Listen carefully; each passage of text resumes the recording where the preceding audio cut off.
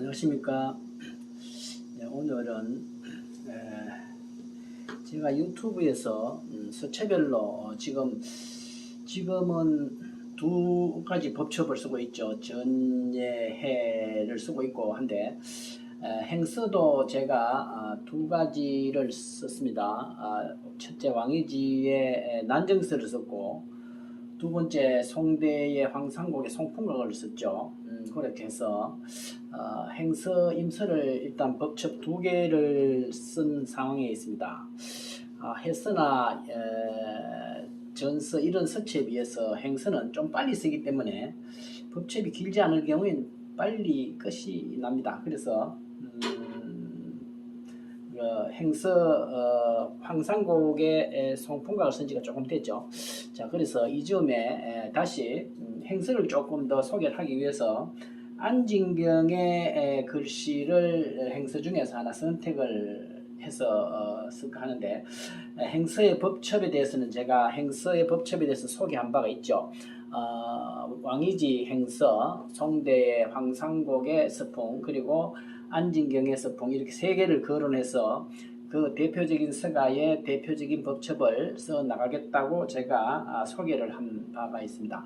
자, 그러면 오늘은 행서법첩 세 번째 차례로서 안진경의 법첩 중에서 행서에 관계되는 법첩 정자위를 제가 소개를 하고 임서를 해 나갈까 하는 시점에 있어서 제가 바로 쓰는 수도 있겠죠.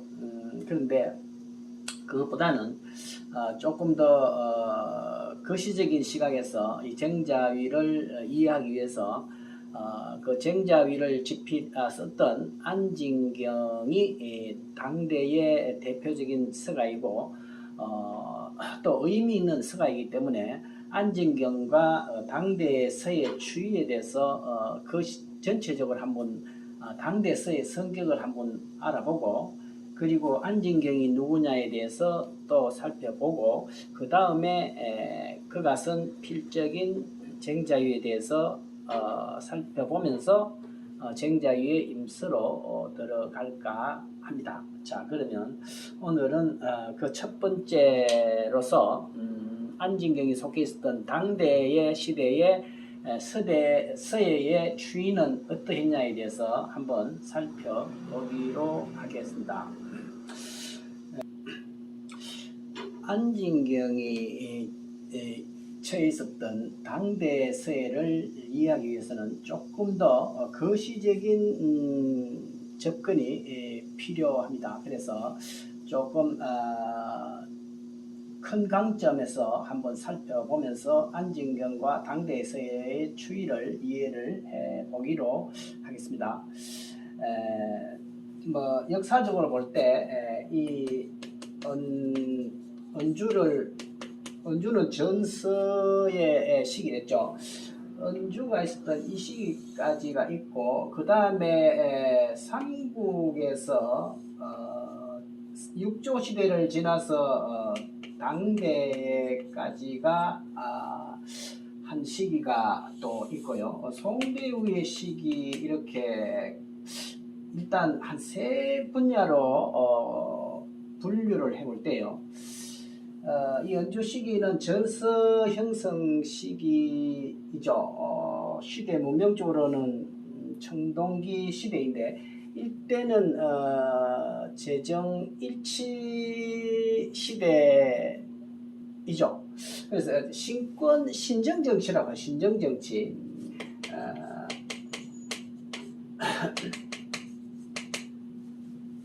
국가가 제사를 하는 것이 가장 중요한 목적이었던 그런 어떤 종교적인 것이 주가 되었던 그런 시기고, 삼국 시대 오면서 진과 한나라, 그죠? 그리고 삼국과 위진 남북조에서 당에 이른 이 시대에는 철기 시대로서 전쟁을 하게 되면서 나라가 병합이 되고 아주 도시가 발달하면서 글씨를 빨리 써야 될 필요성이 있었기 때문에 서체가 분화를 했던 것입니다. 그래서 이 시기에는 전성기 시대고, 여기서는 예서가 분화되면서 해서와 행서와 초서가 분화되던 요 시기랬거든요.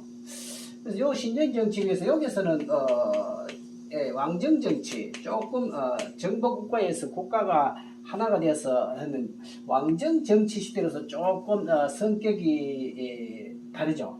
그래서 이 시기를 대표했던 한 서인으로서는 이러한 해행초가 분화되는 그 시기에 가장 결정적인 역할을 했던 사람으로서 우리는 동진의 왕희지를 거론했던 것입니다. 그리고 이 왕희지는 서예사에서 있어서 이른바 서성의 칭호를 받아서 서예사에서의 절대적인 1인자로 지금까지도 전해져 오고 있는 것입니다.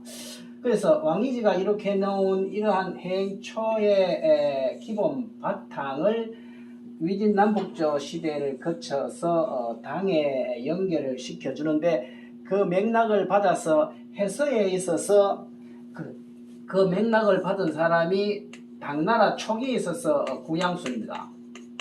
해서에 있어서 그 왕희지의 그 맥을 받은 것이 해서의 구양순이죠. 그리고 초서에 있어서는 이거는 해서고, 그리고 초서에 있어서는 뭐 대표적인 사람을 든다면 송가정을 들 수 있겠죠. 송가정. 이렇게 요거는 당나라 전반기의 대표적인 서가이지만 역시 크게 봐서 왕희지 계통의 서라고 할 수가 있습니다. 그래서 이렇게 당대 전반기에 구양순과 송가정을 중심으로 연결되어 왔던 이 서예의 세계가 당나라 후반기에 와서는 이렇게 변화하기 시작한다는 거죠. 변화하기 시작하는데 이건 단순히 변화하는 것이 아니고 이 서예사의 전체 흐름에서 큰 물줄기를 갈라내는 시점이 됩니다. 그 물줄기를 갈라내는 시점에 있어서 등장하는 사람이 안진경이라는 서가입니다. 그래서 중요한 거죠, 안진경이.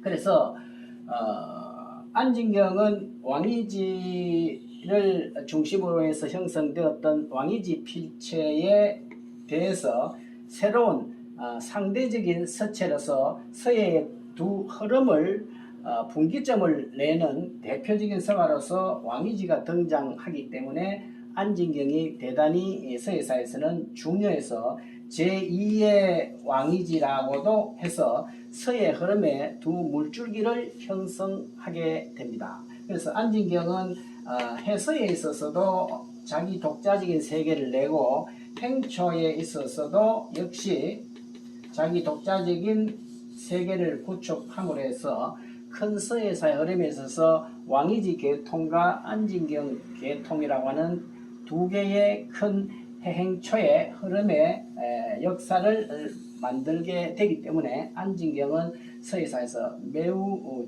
중요한 사람이라고 볼 수 있습니다. 자, 그래서 이 송나라 이후에는 사실 여기에 왕정에 대해서 정치 선택이 문화사적으로 조금 바뀌어요. 송대 이후로는 여기에는 이걸 역사에서는 보통 중세라고 이렇게 하고, 요거는 고대, 요거를 보통 송대 이후는 근세라고 이야기합니다. 근세. 뭐 역사적인 이야기에서 길게는 이야기하지 않겠습니다만, 중세에는 대체로 중세의 성격이라는 것은 종교가 바탕이 되는 절대 왕정 시기를 보통 중세라고 하고, 근세는 종교에서 조금 이탈을 해서 인간 중심적인 인본주의적인 것을 바탕으로 하는 것을 보통 그리고 그 지배계층은 왕정이라기보다는 관료정치, 관료들이 중심이 된 관료정치를 중심으로 하는 그런 것을, 그래서 안진경이 당나라 후반기 만기에 있어서 등장하게 된 것은 이 위진시대의 왕희지가 나와서 해행초를 초기로 정립한 것과 마찬가지로 안진경은 이 시기에 이러한 역사 문화적인 흐름에 있어서 아주 변곡점에서 안진경이라는 사람이 나오면서 왕이지 서체에 대한 하나의 대응하는 그런 글꼴의 세계를 열었다는데 굉장히 큰 의미가 있습니다. 자, 그러면 왕이지체와는 어떻게 다른가? 그죠? 자, 왕이지체와 안진경체는 무엇이 다른가는 겁니다. 사실 어느 글씨가 절대적으로 좋다 이렇게 말할 수 있는 것은 아니죠. 항상 상대적인 거죠. 그래서 왕이지 글씨가 절대적으로 위치를 차지하고 오사다가 거기에 상대적인 글꼴을 이렇게 만든다는 것은 정말로 이게 참 진한이 어려운 것입니다. 비슷하게는 할 수 있지만은 완전히 자기 독자적인 세계를 새로 구축한다는 굉장히 어렵습니다. 그래서 안진경의 의미가 거의 있는 거죠. 왕이지는 역시 왕족 출신으로서 귀족 출신입니다. 귀족 왕족이죠. 문벌 사회에서 아주 귀족 출신의 글씨이기 때문에 글씨가 역시 귀족적이다고 봅니다. 아주 우리 글씨에서는 보통 전하하다 하는 이런 한자를 써요. 뭐 딴 단어보다 서예적인 용어를 해서 아주 스탠다드하고 아름답다는 것입니다. 그래서 전하다는 좀 다소 여성적인 이런 느낌이 드는데 비해서 안진경은 거기에 비해서 안진경은 이 사람은 평민 출신으로서 문인이자 무인입니다. 문인이자 문물을 겸한 사람인데 이른바 관료 출신이죠. 관료 출신으로서 무살했어요. 그래서 글씨가 역시 그 사람 성격에 닮아서 글씨 용어로서는 주경하다는 말을 씁니다. 아주 굳세고 강하다는 거죠. 군인의 기질을 무사의 기질을 대변하는 것입니다. 어느 정도 상대적인 면이 있는 것입니다. 그래서 귀족적인 글씨에 대한 일반 관료, 일반 백성들의 관료적인 글씨죠. 그래서 이건 주로 당나라 태종이 이 왕이지 글씨를 좋아해서 왕이지 글씨를 스탠다드로 삼아서 이렇게 밀어왔기 때문에 이것이 일반 사람들의 모든 대표적인 글씨로 쭉 밀어왔죠. 모든 사람들은 이 글씨를 닮아가게 공부를 한다는 것은 곧 왕이라는 사람이 좋아하는 그런 쪽으로 쭉 글씨를 써왔던 거죠. 말하자면 이것은 위왕적이다. 왕을 위한 글씨다는 거죠. 그 말은 곧 무엇이냐면은 주관적이지 뭐하고 객관적인 글씨다 이렇게 볼 수 있습니다. 객관적인. 거기에 비해서 안진경의 글씨는 뭐 이 글씨를 써서 출세를 하고 누구의 비위를 맞추는 것이 아니고 자기의 스스로의 생각대로 성정대로 글씨를 나름대로 아무 꾸밈 없이 내려가는 거죠. 그런 의미에서 상당히 주관적인 표현을 했던 개성적인, 그죠? 말하자면 개성적인 표현이 강하다는 거죠. 자, 이렇게 볼 때 사실 현대 그 예술적 관점에서 볼 때 이러한 관점의 글씨와 이러한 관점의 글씨를 볼 때 보기에 따라 다르지만 어느 쪽을 더 점수를 더 줘야 되느냐, 평가를 더 줘야 되는 것은 절대적인 평가는 할 수 없는 것이지만은 이제 그 종전에 있었던 이러한 절대적인 가치에 대해서 이러한 상대적인 가치를 내세우면서 실천을 했다는 점에서 안진경의 예술적 가치가 있는 것입니다.